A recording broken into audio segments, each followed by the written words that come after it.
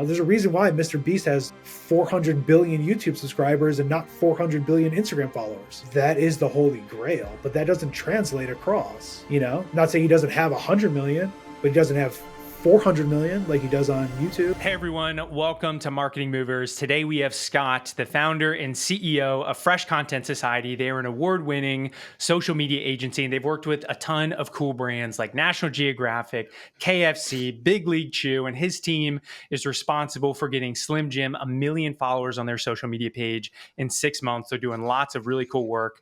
We're excited to have you on the show, Scott. Thanks for joining.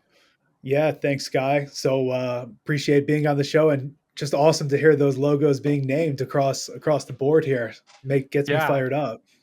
Awesome. Well, yeah, you guys have done a lot of really cool work. And where I'd like to start this conversation out actually is with your agency's commitment to organic social. I think when we were having conversations offline, lots of really interesting nuggets that you shared. And I think that there's some interesting lessons wrapped up in how you think about like running your agency. And, could you tell us a little bit more about your agency and why you guys are so committed to organic social? Yeah, a little bit more about Fresh Content Society is, at the end of the day, we help build community for brands. And we believe that any brand can build a community, and every brand deserves a community at the forefront. Organic social, right? And it started pretty much as my career started in the agency marketing world back in like 2006, 2007. And that's where I first learned that social media marketing existed for businesses. And back then, it was just people considered it a free platform, just to start sharing your story. And for one of our brands, when I worked at Edelman, we launched Slim Jim's Facebook page, and they skyrocketed quickly and saw virality quickly, and what virality does for a brand on social media. So really have been in this space, since the jump. Have evolved in the space since to today's world. Especially after COVID hit, you have to think about, right, everyone kind of defaulted to social media, so social media became almost necessary at that point. I always believed it was necessary, but in 2014, when I started as a freelancer, you know I knew businesses needed social media. But after COVID, things kind of exploded in the social media space, in the industry in general, right? Organic social media, community has never been more important for brands. And I think, building communities at FCS is all we know and all we do. And I think, we're built on organic skill set. So, we break out our departments from strategy, creative, which we have content creators like in-house teams, community management department, which a lot of agencies don't offer or do to a certain degree or level, paid media, influencer marketing, and of course data and analytics. So we think about it from a traditional agency aspect, but we're all in on the organic social media space, and also very excited on where the organic social media space is going, not just for us, but as an industry, as a whole. Looking at all the college kids, that now are getting degrees in social media and the classes in social media. My kid, I have younger children, and they know YouTube, right, more than Netflix per se, or any sort of TV channel, or even digital platform. So that gives me confidence in that social media, and especially organic social media, isn't going away. It's just becoming more important, and brands that get ahead of it quicker, I think, will be more successful long term. That's a long-winded answer. No, that's okay. I think in talking to you, something that I really took away was the value of that specialization. Because I think a lot of people, when they think about starting an agency, they're like, well, maybe the safest path for me to go down is to try to offer everything to everyone, because at least I have something that someone will be interested in buying. Why haven't you guys decided to be the Swiss Army knife? Why be so specialized? That's a really, really good question. So typically, when people start an agency, I think that most people are treated as a project manager and a strategist, essentially, and then we'll find resources to execute ultimately. the vision here was we can't do it all, right? And I also just love organic social. I think that plays such a powerful role in people's lives, let alone in a brand's ecosystem. Um, and me not having any knowledge of email marketing and or PR and or high end video production or display or billboard or any sort of media, um, this was a lane that was open back then, and this was a lane to commit to because I saw the future of organic social building community. I can't think of anything more important for a brand to have. Where else can you actually speak to your customers every single day without them being in your store? Where else can you know, see what your customers do every single day in their life? You know, you get a special relationship between brand and customer. And I don't think there's a lot of people that feel that depth or understand that depth of what social media could offer, but I always did. And therefore, like, we leaned in on organic social, and we built our departments, community management being a pillar here at FCS. That's a department at FCS. You know, we care about community management probably more than 99% of other agencies. It's 50% of what we do here and how we Mm. define success here. You know, because if we're not building community, we're not doing social media the right way, right? We can't just be responding to comments. I think robots can do that today, you know, and AI Right. can do that today. But how are we building relationships and making monumental changes for our brands through good community management? And that, I think that's what makes us different, I believe, than most. How does that tie into, I think another interesting concept that you brought up in some of our other conversations was this idea of an engagement first mindset and how you view a lot of your strategy through that. And you look at when you're recruiting, are people that you're looking to hire also thinking through creating social media strategies for their potential clients in the same way? How does the community building relate to this engagement first philosophy that you guys have? Yeah, it's really boils up to community building, right? At the end of the day. And so if we're not creating pathways and plans in our creative, in our community management, in our campaign structures that engage our people, our customers, our followers, our fans, our subscribers first, again, we're just talking about ourselves. We're not building the relationship that we're supposed to be building. So when we look at creating engagement first, that's talking to our people, talking to our customers. If I own a restaurant, as an example, and a customer walks in, I want them to feel a type of way, right? I want to make that genuine connection. If I'm the owner of that restaurant, right? Or if I genuinely love the restaurant I work at, I want the customer to feel the experience of being here is better than going to anywhere else.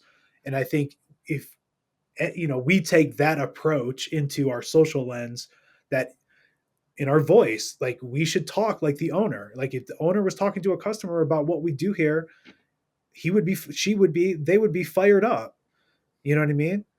We got to do the same thing. So we have to translate through social, and that's engagement, but it's really boils down to authenticity too. And, finding that trust to be able to have a brand's voice, Hmm. is a difficult task, but we take the human first approach, and that seems to be, the most authentic way you could go.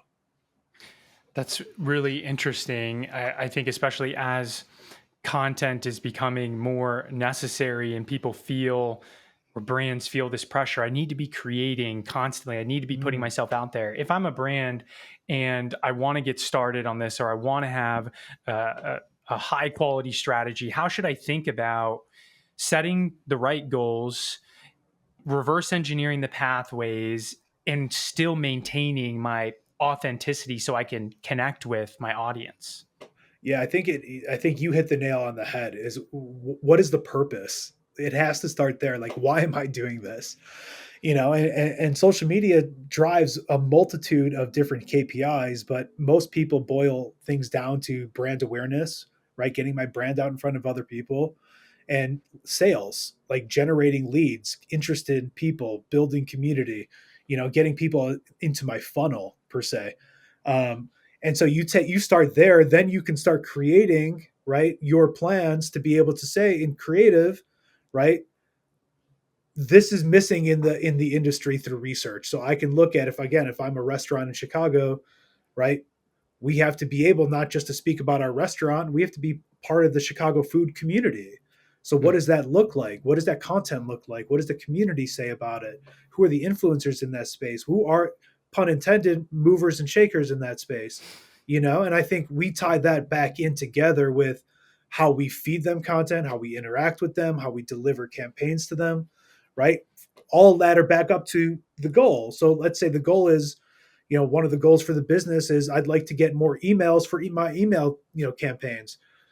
You can do an email sweepstakes campaign on social media, right? And do strategies that collect emails from people on social media through community engagement, doing campaigns that speak to that. So I think the variety of different ways and pathways to achieve back to your goals are endless on social media. And I think that's the ultimate power, is just creating, like, creating the voice in your community is the Rubik's cube people try to figure out, and breaking through the algorithm only mm, comes, there is no secret, right? It only comes with delivering what people would want to actually watch. It's going to try to give it to more people. The algorithm, I think, wants to work in your favor, but it's very hard, and because it's very cluttered, to stand out and have that authenticity. If you see a trend video in the Chicago food space, again, back to the example, how now you're competing with 10 other people that are doing the exact same thing, so you're not necessarily standing out from the clutter per se. So it's a journey, but nonetheless the voice always comes through with collaboration with the client, and it's hard for us to guess, but us to work together and evolve it is what social media is today.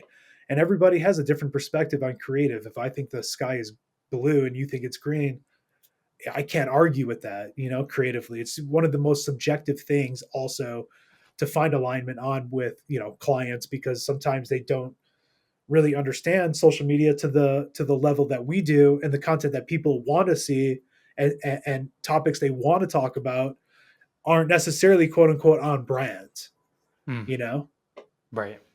Well, it sounds like too, it's the insight into the market and the awareness of what's going on that's relevant. What do they want to hear? What's missing in the market where maybe we can um, provide that missing piece is crucial. And even outside of organic social, I've seen this to be true with, outbound sales or any of the other like marketing channels. That market research is so keystone to being effective. How do you guys facilitate that, or what is the process you would recommend to a brand who's trying to get that awareness to create content? How should they go out there, survey and understand the market? Yeah, doing an audit is so straightforward for people to do.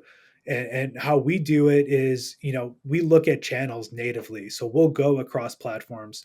We'll go to TikTok, we'll go to Instagram, we'll go to Facebook, and we'll treat those individually. And I'll give you just one example.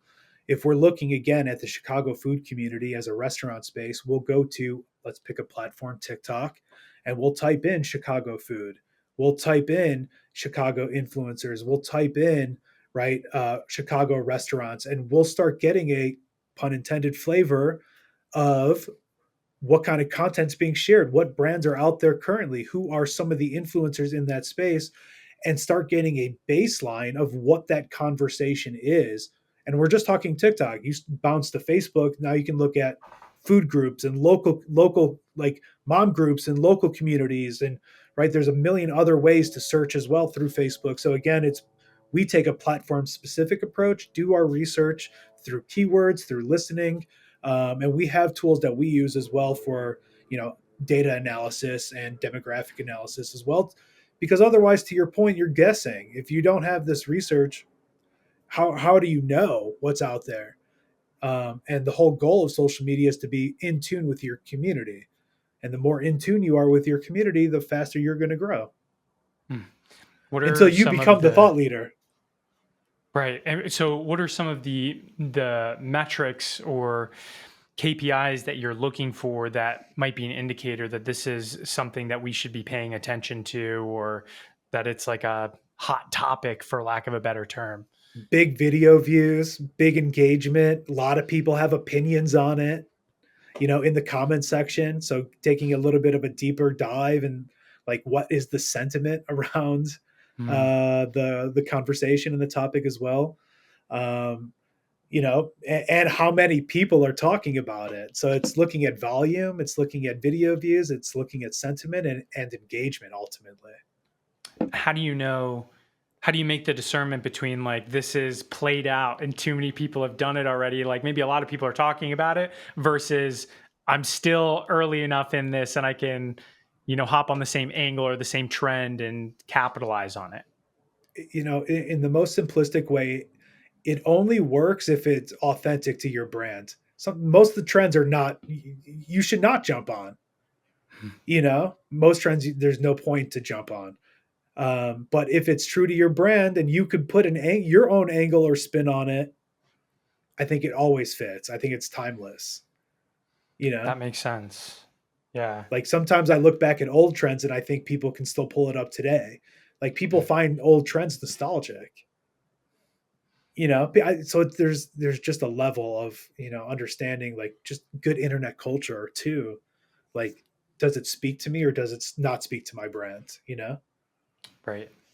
It sounds like something that you guys are uniquely good at too is like, okay, we can get the brand awareness and we can identify and do the market research, but then how do we reverse engineer this back to like the KPI or the goal we're looking Have for, like to. revenue?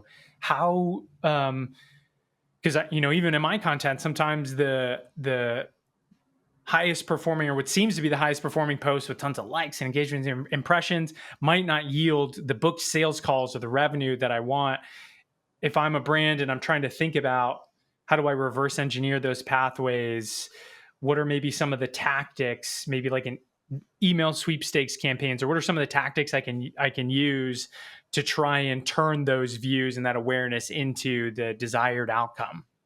It's so funny you say that, and I think most people run into that. They start thinking this is not turning into leads for me. It's not working essentially, or what I thought it was going to work for.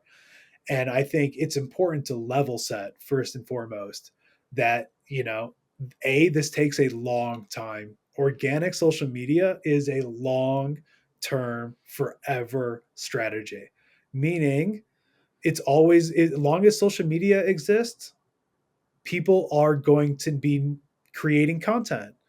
So it's forever. The thing is, how can you sharpen your sword every single day to be able to get further down the funnel with your community? And it might, I would have to ask you the question honestly of like how many people follow you today, right? Call it 100. So now you have 100 people that follow you, but only 2-3% organically are seeing your content. So now only 3-4 people are seeing my post. And most people are not interacting or engaging on social media. People are mostly just watching and consuming. So I have to now think about, right, how do I get my first 100 people to call me or book an email with me? That's my 100 people I can speak to, Hmm. right? So you have to create content for those 100 people as of today.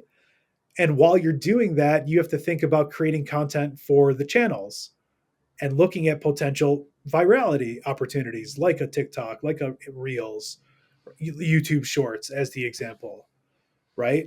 So you have that as like your awareness generator because you want to get your name in front of more people. And content is just one way to do it. Community engagement would be another way, meaning reaching out to people, saying your 100 people, that's community engagement. Hey, are you interested in booking a meeting with me? I would love to talk to you about XYZ. I know we follow each other, right? I think there's mutually beneficial opportunities. Now I'm building my community and turning my 100 people into leads. So I think people don't have the mentality or the strategy to put those together in order to feed back to what you're ultimately trying to achieve here, which is booking more leads Right. ultimately. So if we took that approach, right, going from 0 to 1 lead is a big deal. Going from 1 to 3 is a big deal. 3 to 5, big deal. 5 to 10, that's how organic works unless you go viral and you get lucky. Right. And most people, listen, you get that chance too, but that's not realistic. That's not, you know, unless you're jumping off the Eiffel Tower, saying book a meeting with me today, you're not, it's hard to stand out from the clutter, you know what I mean? Like, unless you're doing something nuts ultimately. It's funny how the same lessons just apply across the board. You have to be patient, you have to be consistent and methodical, but it also Yeah. sounds like a lot of work. Grunt work. Um, It's people don't understand that social media is, I call community management the offensive line of a football team. mm, They I get like that. zero credit. No credit. They never, you don't see them on ESPN, right? You don't see them in 30 for 30 documentaries. But without them, they are the ones getting their face kicked in every single play.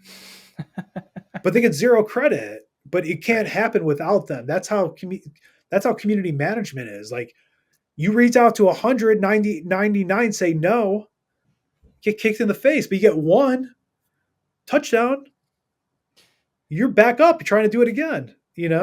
But it's hard for a lot of people to put in that effort. It's a lot of effort. And when you say community management, what I think of in a lot of ways is like a private Facebook group, a Slack channel. Does it have to be this private community where I'm kind of like using organic social to funnel people to, and then I engage with them on another level? Or is there a different way that, I should be thinking about community in this context? Probably different for you as a creator, than like a brand. And what's the Very, difference there? you're building a community based on you. And so you can build a community wherever probably your community spends most of their time. There's probably a niche somewhere of where people are spending most of their time, unless you're trying to go more mainstream. But the only way that happens is if you build a community on one of these platforms. Hmm, Hard to get people to start following you to other platforms until you have built one, essentially. But doesn't mean you can't test and try platforms to see which resonates most with you.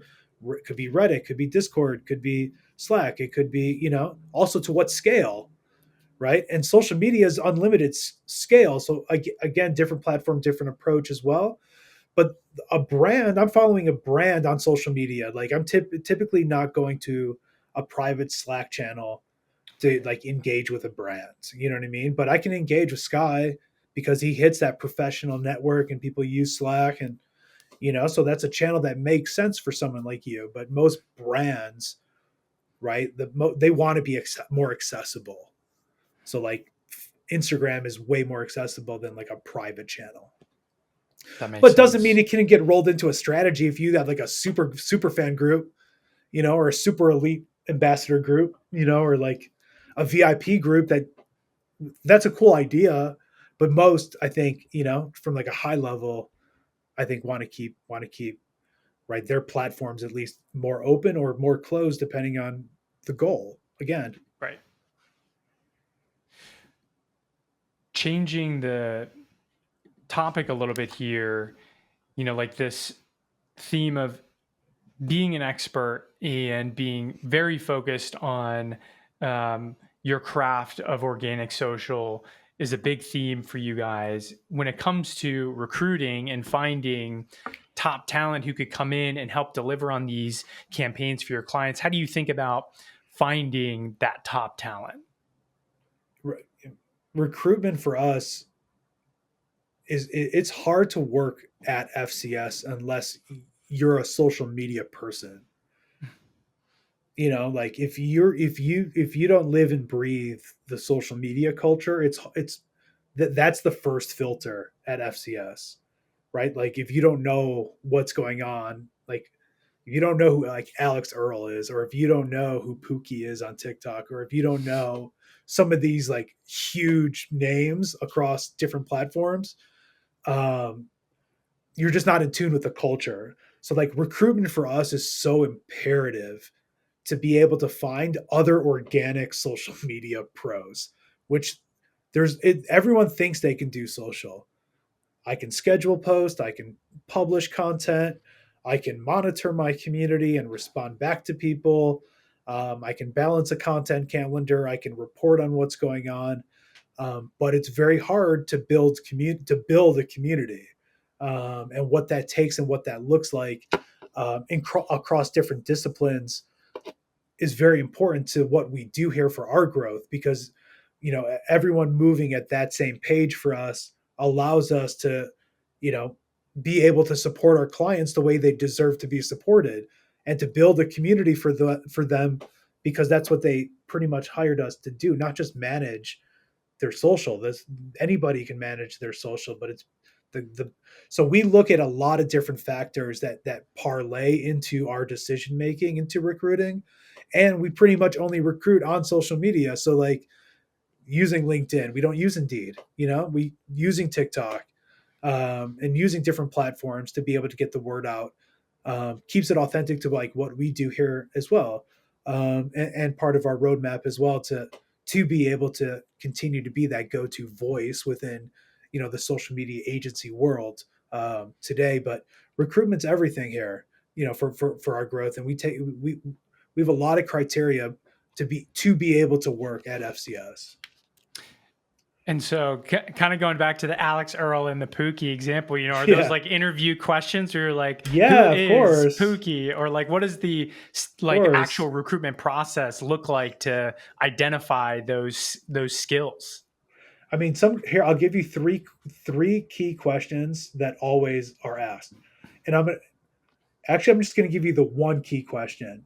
If I pared it down to one key question that gets asked, and if you don't answer it correctly, it's probably we're not the place for you. What social media platforms do you not go on? Hmm, And if you say interesting. one of them, right, then I know we know that you're just not in tune with what's going on that platform, which inhibits our clients for potential growth. Right. Because most people that are social media marketers, right, we're agnostic to platform, right? Any platform could work, all the way to Slack, by the way. I wouldn't So even have thought of Slack as a social media platform. That's interesting.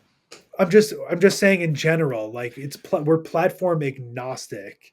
But That if makes you don't go sense. on a platform, or you're willing to upfront and say, I never go on YouTube. I've never been on YouTube. I don't even have TikTok downloaded on my phone, or I hate Red Elon flag. Musk, so I don't go on Twitter, whatever, or X. It's just like you're not all in. That's all. So I Right. don't mean maybe that one question pairs it down for you essentially.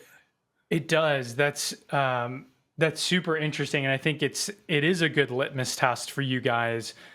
With that in mind, where do you feel like the industry as a whole is going? It's going into the stratosphere of community building is like the forefront for marketing departments. People that started in social media understand the power of social media that are now becoming CMOs. CMOs who didn't grow up within social media are taking brand first approach, and I see the shift with brands taking a social first approach, and that's how we define our brand. And that's been the biggest monumental shift that I've seen. And I also think people are becoming more like platform specific. Like in FCS, like we want TikTok experts, we want YouTube experts, we want LinkedIn experts. So that's an evolution here for us, because I think more people they're more in tune with just platforms, let Mm. alone like, and everyone has their favorite, you know, Everyone has their top two platforms that they scroll on every day. They'll check every Right. day, right? But they're not checking 5, 7, 8 different platforms. But for a brand, you have to be across 4 or 5 platforms until you know where your community is, essentially. Hopefully that helps. No, it does.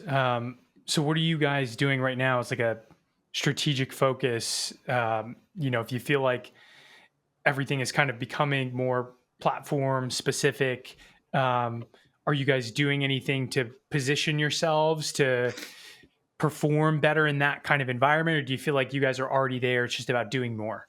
Yeah, I think we're part of our roadmap is through recruitment of creating more platform specific services here at Mm, FCS.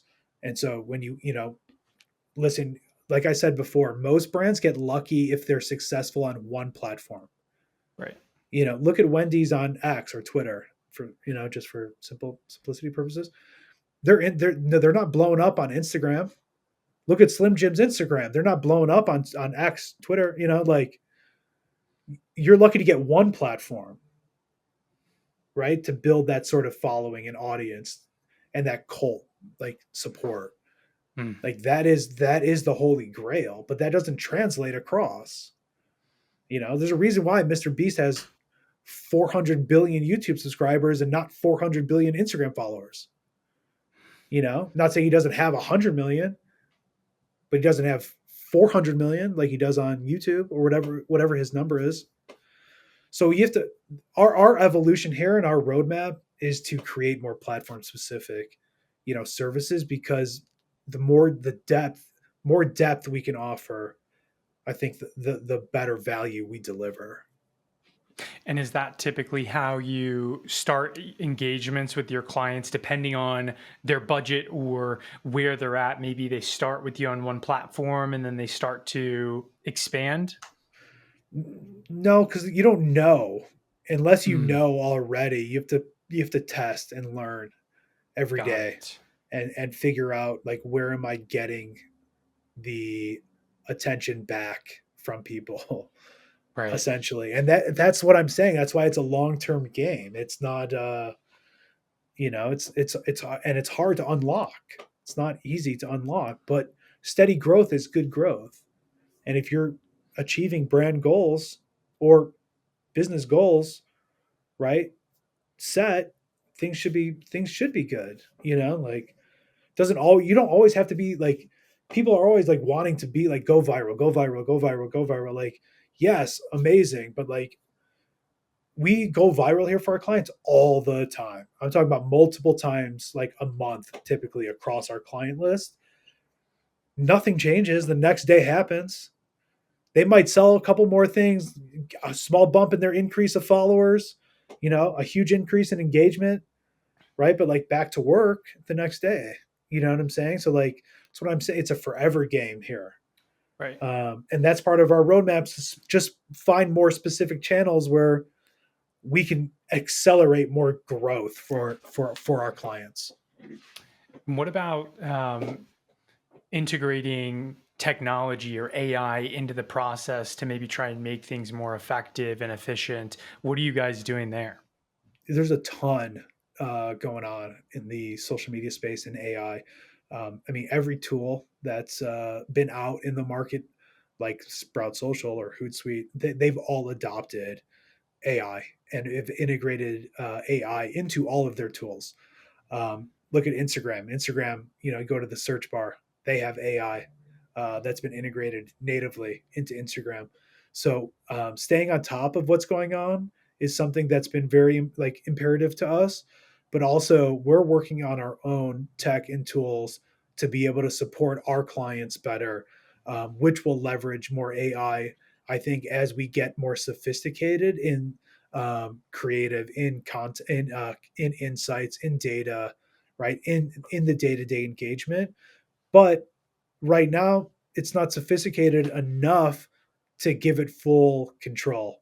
Hmm. And social media nowadays, especially for big brands, we're here to protect the brand too. Like you make one small bad decision, go viral the wrong way, it's a wrap for you as a company.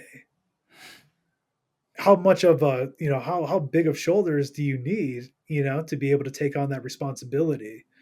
And AI, I think, puts you at somewhat of risk in today's world.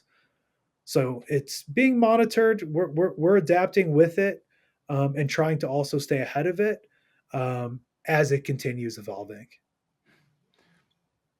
Well, this has been a super fun conversation for me, Scott. I really enjoyed it, and I appreciate you hopping on. For anyone else who wants to continue the conversation with you or learn more about what you guys do, where should they go?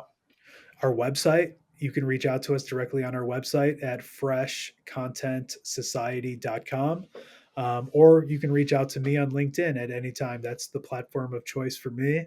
And I think building connections like with you, Sky, on LinkedIn is how you build community. And I think that's, I'm always available on LinkedIn as well. So I appreciate your time too, Sky. And I thought, hopefully some of this information was valuable to your listeners.